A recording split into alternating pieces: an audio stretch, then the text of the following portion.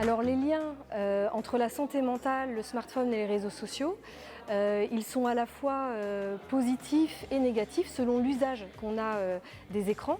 Donc par exemple sur les impacts positifs, il peut y avoir vraiment un appui à la socialisation des adolescents.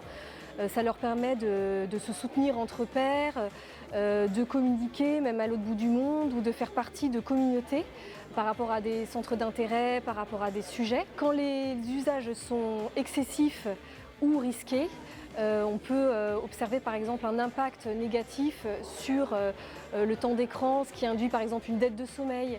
Et on sait que le manque de sommeil peut aussi augmenter, il peut y avoir des corrélations entre l'anxiété et puis l'augmentation de dépression par exemple. Il peut y avoir aussi des risques donc d'être exposé à des contenus violents, pornographiques ou des contenus haineux en ligne. Il peut y avoir aussi des risques de cyberharcèlement. Voilà les risques dans les grandes lignes. Et puis il y a aussi un rapport écrit par l'Organisation mondiale de la santé qui est paru en septembre 2024, basé sur une enquête avec 280 000 adolescents qui ont été interviewés.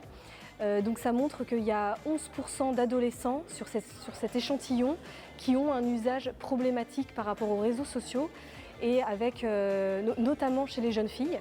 Et puis 12% d'usage problématique concernant les jeux vidéo avec un pourcentage plus élevé chez les garçons.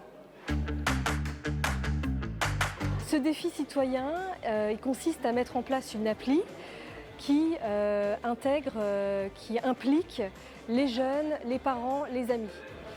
Voilà, avec une première étape de faire un point sur l'usage des écrans pour tout le monde et ensuite de réfléchir à son temps d'écran, mais aussi le contenu et aussi peut-être retrouver du temps de partage, réfléchir à des activités.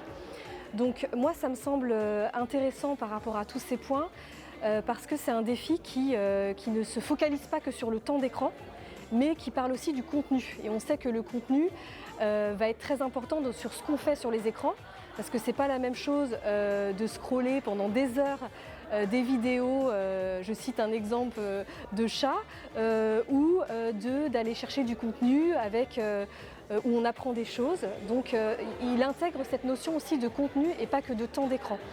Et ce qui me semble aussi très intéressant, c'est d'intégrer aussi les parents, parce qu'effectivement, eux aussi questionnent leur propre rapport à l'écran et ça va être déterminant pour ensuite, dans chaque famille, pouvoir réfléchir à quelles règles on applique en famille sur les temps de déconnexion, les temps de partage en famille et puis les temps sur les écrans.